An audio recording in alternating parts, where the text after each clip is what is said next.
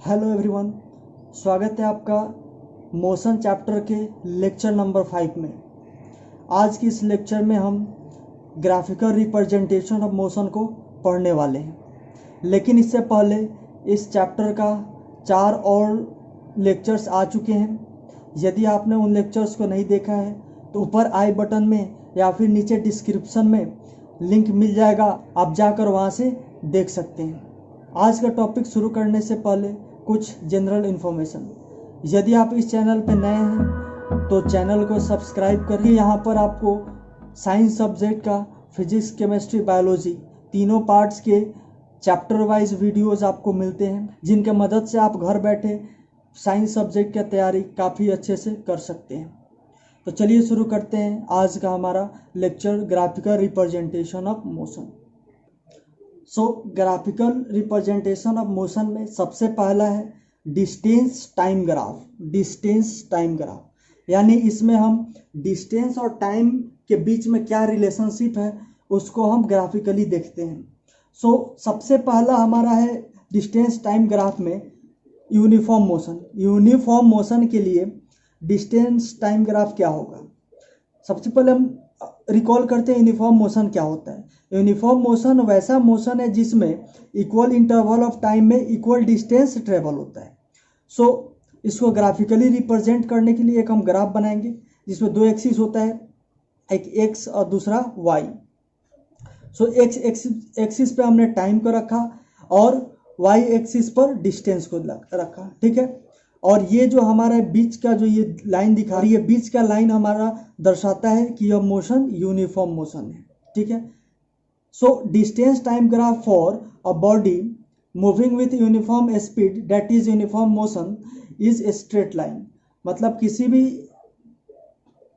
Uniform motion के लिए जो डिस्टेंस टाइम ग्राफ होगा वो हमारा स्ट्रेट लाइन होगा। मतलब इक्वल इंटरवल ऑफ टाइम में इक्वल डिस्टेंस कवर होगा, ठीक है। जितना जैसे यहाँ से यहाँ तक गए तो डिस्टेंस इतना, फिर यहाँ से यहाँ तक गए उस समय, उस दौरान यहाँ से यहाँ तक का डिस्टेंस हुआ, यानी इक्वल इंटरवल ऑफ टाइम में इक्वल डिस्टेंस कवर हो रहा है, इसलिए यह हमारा कहलाएगा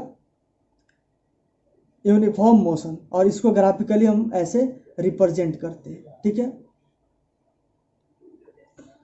अब हम देखेंगे कैसे डिस्टेंस टाइम ग्राफ की हेल्प से हम स्पीड को कैलकुलेट कर सकते हैं यूनिफॉर्म मोशन के केस में। अभी हमने देखा था यूनिफॉर्म मोशन का ग्राफ कुछ ऐसा होता है, इधर टाइम और इधर डिस्टेंस, ठीक है। शॉर्ट में लिखा, इधर डिस्टेंस हो गया, इधर टाइम हो गया, और ये हमारा मोशन का यूनिफॉर्म मोशन का ग्राफ, ठीक है। यदि किसी पार्टिकुलर इंस्टेंट ऑफ टाइम में अगर हमको डिस्टेंस स्पीड निकालना है तो कैसे निकालेंगे? अगर यहाँ पे हम नेमिंग कर देते, इस पॉइंट को हम ए रख देते हैं, मतलब इस पॉइंट ए पर हमको निकालना है कि इस समय क्या स्पीड है, ठीक है, इस पॉइंट ए पर। तो इसको हमने ए रखा, ये हमारा पॉइंट ए हो गया। इसको हमने बी रख दिया, इस पॉइंट को इसके जस्ट सामने, इसके जस्ट नीचे जो टाइम पे जो पॉइंट है उसको बी रखा, फिर इसी के जस्ट सामने जो डिस्टेंस पे पॉइंट है उसको हमने सी रखा, ठीक है।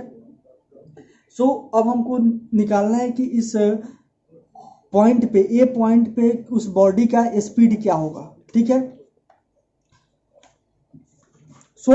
स्पीड इज इक्वल टू, हम क्या जानते हैं, speed is equal to distance by time, ये हम जानते हैं। अगर हम इसी में पुट करें, इसमें डिस्टेंस किसके बराबर है, अगर इसको हम ओ मान लेते हैं, ठीक है, तो डिस्टेंस किसके बराबर है, ये हमारा डिस्टेंस है, ये हमारा डिस्टेंस। स्पीड बराबर हम लिख सकते हैं डिस्टेंस ओ से सी तक, यही ना हम डिस्टेंस कंसीडर किए, तो वो जो ए बी है, ए से बी, ए बी, ये ओ सी के बराबर होगा, ठीक है, यानी डिस्टेंस के बराबर होगा। और ये जो हमारा ओ बी है ये हमारा टाइम, ठीक है, और O B is equal to A C होगा, ठीक है।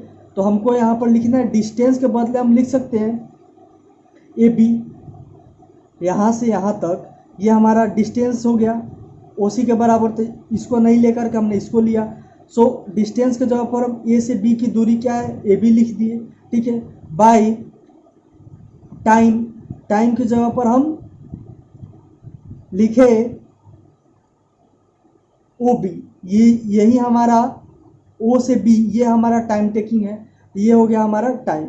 सो स्पीड बराबर A B by O B, ये हमारा हो गया। हम स्पीड किसे लिख सकते हैं, ओ ए। स्पीड को ऐसे लिख सकते हैं O A is equal to A B by O B, मतलब ट्रायंगल ए ओ बी में ओ ए, ये ओ ए जो कि स्पीड बताएगा इज इक्वल टू द ये A B by O B, ठीक है।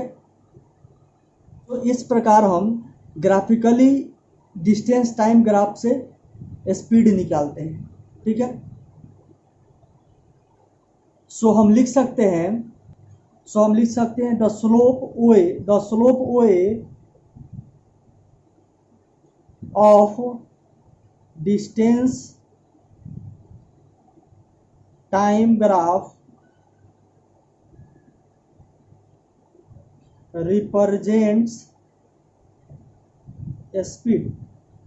यहाँ पर स्पीड यही ना ओ ए, यही ना स्लोप ओ ए हमको स्पीड रिप्रेजेंट करता है।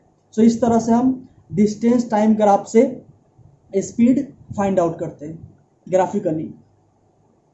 डिस्टेंस टाइम ग्राफ का दूसरा केस है नॉन यूनिफॉर्म मोशन।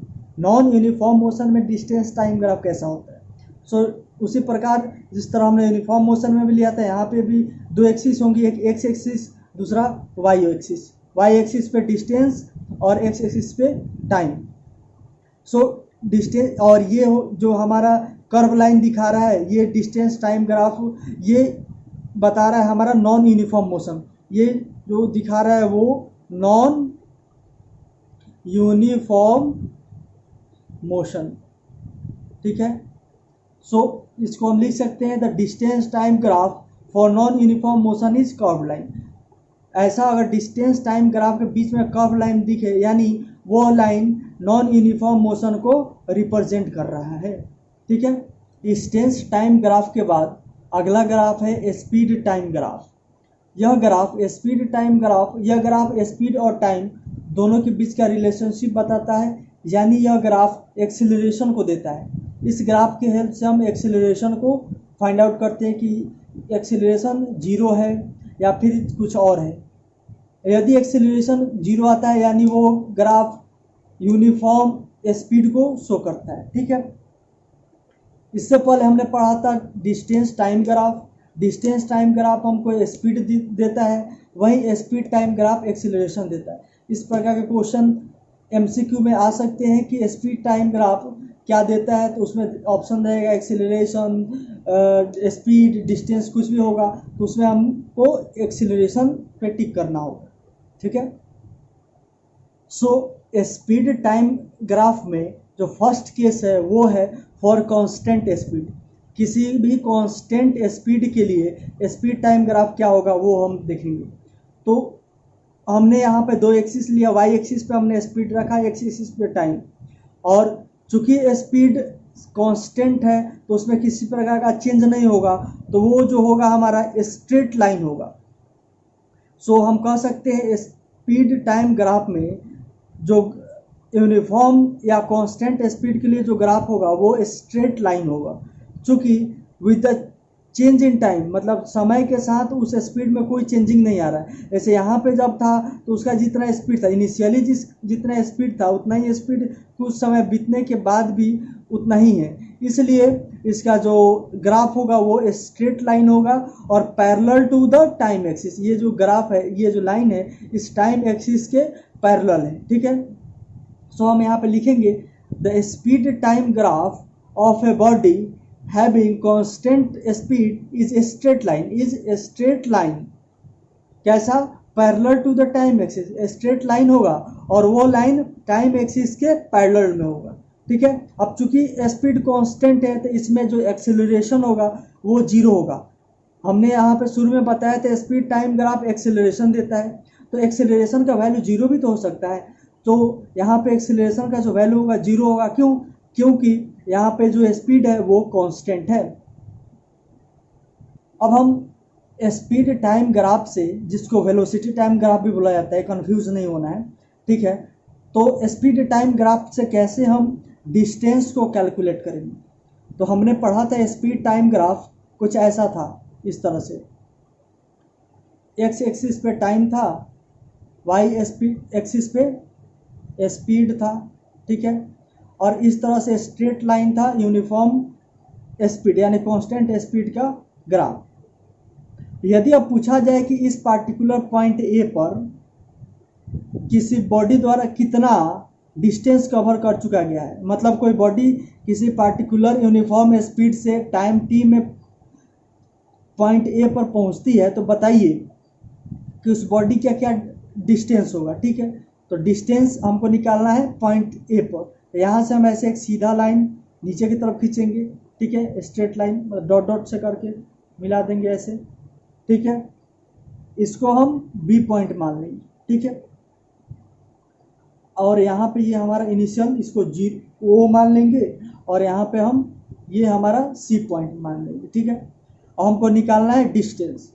तो सबसे पहले स्पीड इज इक्वल टू होता है हमारा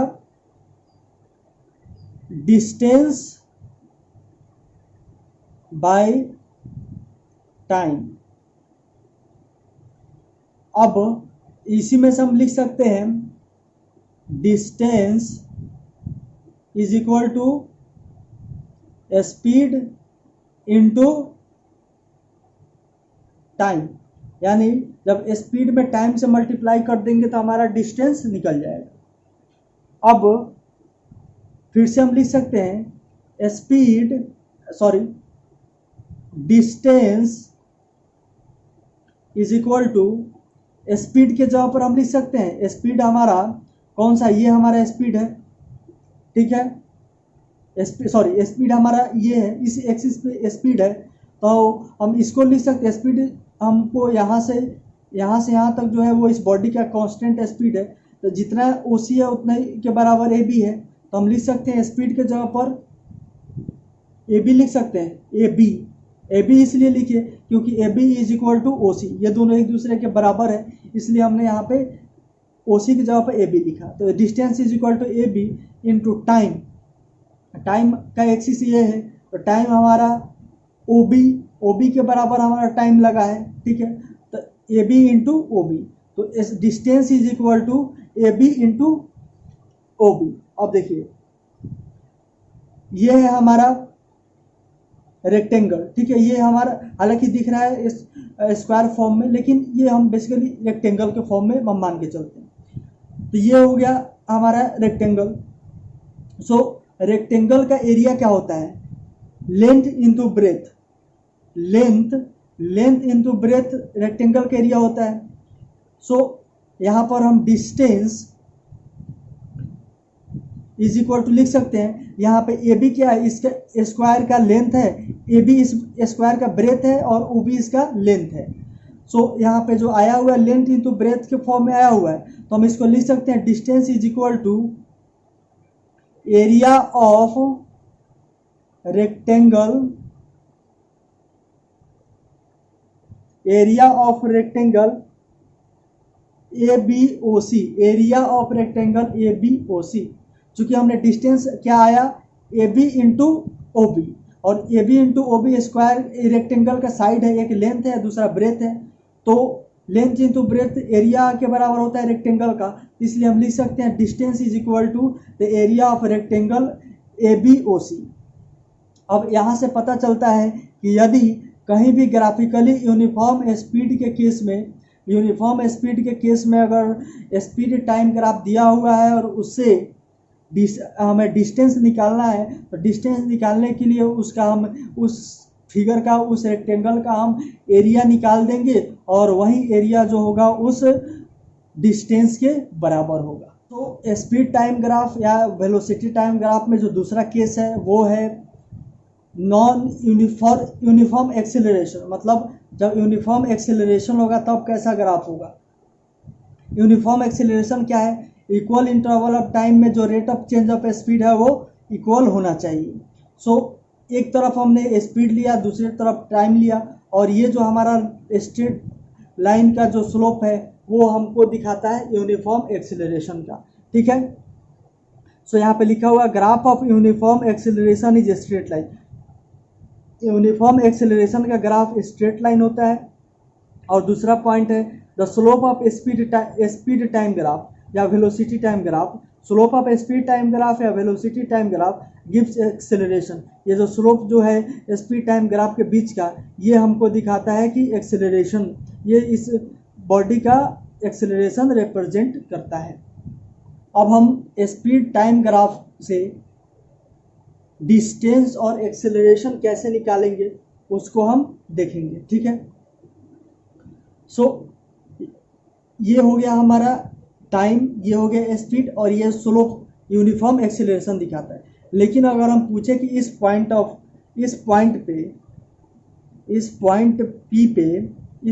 पी पे कितना एक्सेलरेशन था वो कैसे निकलेगा, तो सबसे पहले हम इस पॉइंट पी को दोनों तरफ से जोड़ेंगे, स्पीड एक्सिस पे भी और टाइम एक्सिस पे भी, ऐसे जोड़ दिए। इसको हमने नाम दिया Q और इसको हमने नाम दिया R। ठीक है, अब हम देखेंगे एक्सीलरेशन बराबर क्या होता है। Acceleration is equal to change in speed या velocity, change in velocity. Acceleration होता है change in velocity by time.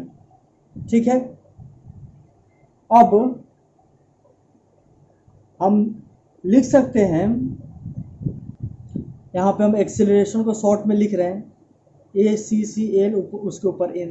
ठीक है, सो एक्सीलरेशन को हम लिख सकते हैं चेंज इन वेलोसिटी। क्या हुआ, इनिशियली हमारा वेलोसिटी 0 था और चेंज होकर के यहाँ से R तक पहुँच गया। ठीक है, तो यही हमारा चेंज इन वेलोसिटी हुआ। So change in velocity OR जो कि इक्वल है PQ के बराबर। ठीक है, तो हम चेंज इन वेलोसिटी PQ लिख सकते हैं बाय टाइम। टाइम है हमारा OQ।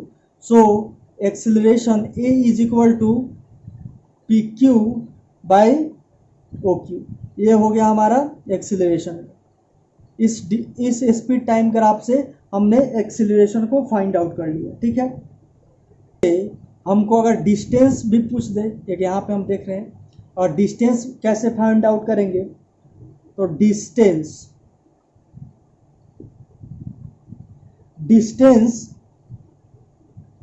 इज इक्वल टू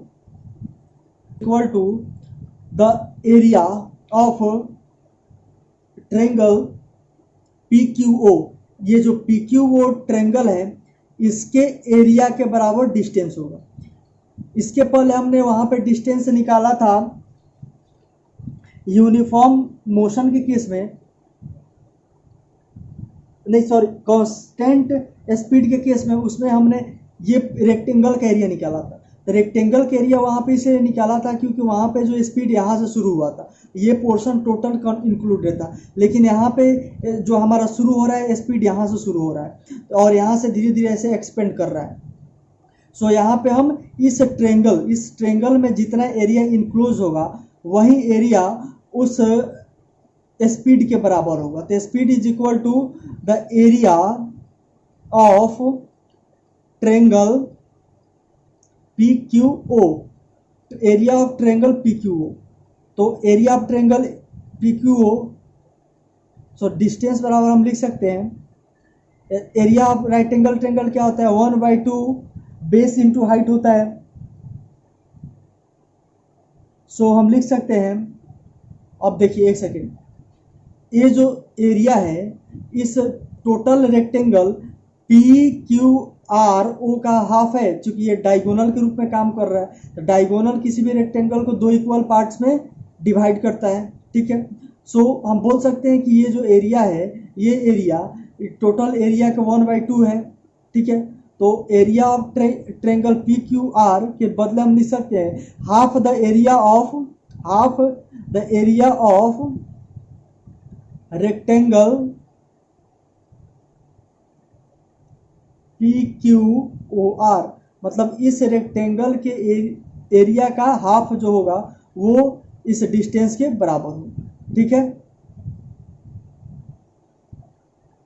फिर हम इसको ऐसे नीचे लिख सकते हैं, डिस्टेंस इज इक्वल टू 1/2 और एरिया ऑफ रेक्टेंगल क्या होगा,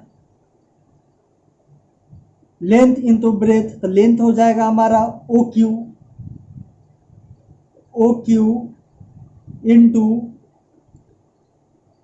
ये विड्थ, ब्रेथ हो जाएगा हमारा P Q. So distance is equal to half O Q into P Q, ये हमारा डिस्टेंस का फॉर्मूला आ गया।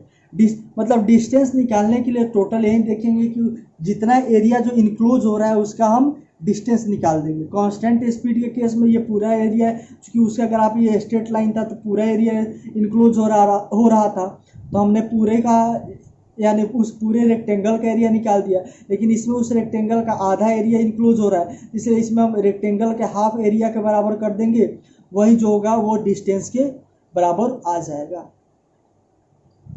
अभी हमने स्पीड टाइम ग्राफ देखा यूनिफॉर्म एक्सेलरेशन के लिए, लेकिन या अब हम देखेंगे यूनिफॉर्म रिटार्डेशन में क्या स्पीड हो सकता है। यूनिफॉर्म रिटार्डेशन यानी जब rate of decrease in the speed एक मतलब यूनिफॉर्म होगा तब क्या होगा, तो रिटार्डेशन का केस है, यानी इनिशियली कुछ स्पीड होगा, ठीक है, इनिशियली कुछ स्पीड होगा।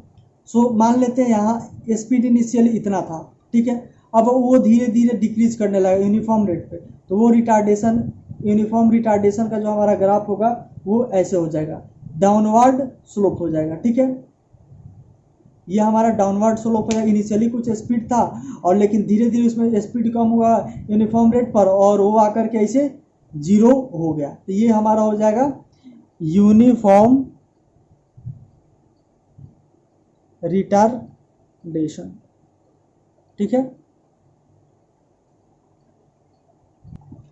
अभी तक हमने जितना भी केस पढ़ा स्पीड टाइम ग्राफ का, उसमें जो शुरू हो रहा था उसमें इनिशियल वेलोसिटी या स्पीड जीरो हुआ करता था। ठीक है, लेकिन ऐसा तो जरूरी नहीं है कि हम हमेशा जो मेजर करें वो एकदम शुरू से ही करें, बीच से भी बोल सकते हैं कि इतने समय के बाद से मेजर स्पीड टाइम निकालना है, तो उस समय तक तो कुछ ना कुछ स्पीड आ गया होगा उस बॉडी में। ठीक है, सो एक हम अलग केस पढ़ेंगे कि speed time graph of a body when initial speed is not zero, जब किसी बॉडी का इनिशियल स्पीड जीरो नहीं होगा तब उस बॉडी का क्या स्पीड टाइम ग्राफ होगा। जैसे कि किसी बॉडी का इनिशियल स्पीड यहाँ से इतना से जब हमने कंसीडर किया उसको मापना, तब तक वो स्पीड यहाँ तक आ चुका था, जीरो से यहाँ से नहीं था बल्कि इतना आ चुका था। अब हम यहाँ से इसका स्पीड टाइम ग्राफ निकालना हो तो कैसे निकालेंगे। ठीक है, सो ये हो गया ए, ये हो गया हमारा बी। ठीक है, तो ये चूंकि जब हमने मेजर करना शुरू किया उस समय तक इतना स्पीड उस बॉडी का हो चुका था, तो उस बॉडी का जो इनिशियल वेलोसिटी था या स्पीड वो जीरो नहीं था। ठीक है, तो ये जो ग्राफ दिखा रहा है इधर हमारा ये हो जाएगा टाइम, इधर हो जाएगा हमारा स्पीड। ठीक है, स्पीड, और ये ग्राफ जो दिखा रहा है वो यूनिफॉर्म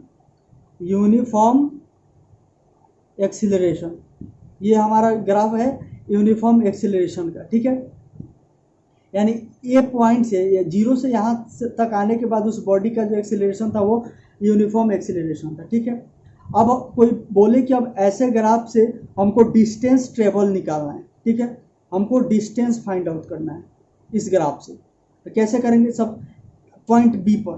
ठीक है, सबसे पहले हम इसको ऐसे हम मिला देंगे, और हमने बताया है कि किसी भी चीज़ का डिस्टेंस निकालने के लिए उस इनक्लोज्ड एरिया का जो इनक्लोज्ड एरिया है उसका हमको उसका एरिया निकाल देना है, जो इनक्लोज्ड फिगर है उसका एरिया निकाल देना है। तो यहाँ पे हमारा जो इनक्लोज्ड फिगर बना वो है ए बी, यहाँ पे हम कुछ और ले लेते हैं सी, ए बी सी ओ, ये हमारा इनक्लोज्ड फिगर हो गया। इसका अगर हम एरिया निकाल देते हैं तो ये एरिया जो होगा वो डिस्टेंस के बराबर होगा। तो डिस्टेंस इज इक्वल टू हम लिख सकते हैं ये जो एरिया कुछ ट्रेपीजियम जैसा दिख रहा है, ये जो दो साइड्स हैं ये अपोजिट साइड्स पैरेलल हैं, ठीक है।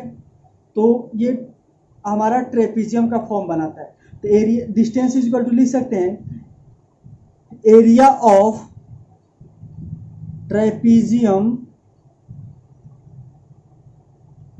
ABCO, area of trapezium ABCO, ठीक है। तो इज इक्वल टू यहाँ पे फिर लिख सकते हैं इसको, एरिया ऑफ ट्रेपीजियम क्या होता है, सम ऑफ पैरेलल साइड। तो पैरेलल साइड है हमारा OA, ये और ये हमारा पैरेलल साइड है, इन दोनों का सम। तो OA plus BC, sum of parallel side into distance between them. इन दोनों लाइन के बीच का डिस्टेंस क्या है, OC। शॉर्टेस्ट डिस्टेंस यही ना है, OC।